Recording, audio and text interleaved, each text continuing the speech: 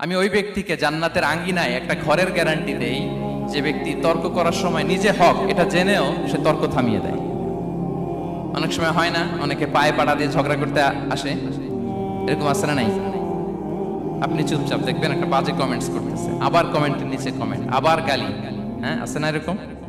বিষ্ণু বলেন নিজে হক এটা জানার পরেও আর যাতে তর্ক না বাড়ে, যে তর্ক থামিয়ে দেয় জান্নাতের আঙ্গিনায় তাকে আমি একটা ঘরের গ্যারান্টি দেই।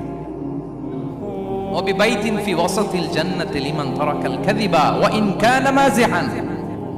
আর ওই ব্যক্তিকে আমি জান্নাতের মাঝখানে একটা ঘরের গ্যারান্টি দেই যে ব্যক্তি কৌতুক করার সময়ও মিথ্যা পরিহার করে।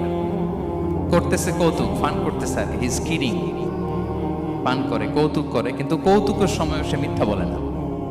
এই স্বভাব যাদের, তাদেরকে আমি জান্নাতের মাঝ বরাবর একটা ঘরের গ্যারান্টি দেই।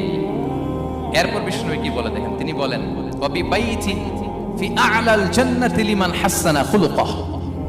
আর জান্নাতের একেবারে হাইস্ট পিক অফ প্যারাডাইস, জান্নাতের সর্বোচ্চ স্তরে আমি একটা ঘর বা একটা বাসভবনের গ্যারান্টি ওই ব্যক্তিকে দেই যে তার আচরণটা সুন্দর করেছে, যে সুন্দর আচরণের অধিকারী হয়েছে, তাকে জান্নাতের হাইস্ট পিকে আমি একটা বাসভবনের গ্যারান্টি দেই। তাহলে বলেন তো আমাদের আচরণটা সুন্দর করার দরকার আছে না নাই? এটা খুব ছোটখাটো একটা আমল, তাই না?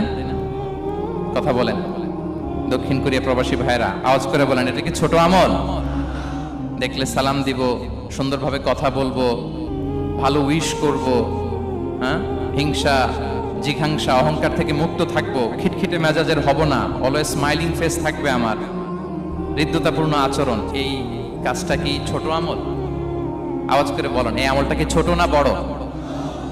প্রিয় ভাইরা, বিষ্ণু ইসলাম সবার সাথে এরকম মাধুর্যতাপূর্ণ আচরণ করতেন, ছোট থেকে বড়, নারী থেকে পুরুষ, বন্ধু থেকে শত্রু, সবার সাথে সুন্দর আচরণ করতেন। এবং তার এই চমৎকার আচরণে মুগ্ধ হয়ে তার অনেক শত্রু মুহূর্তে তার বন্ধুতে পরিণত হয়েছে।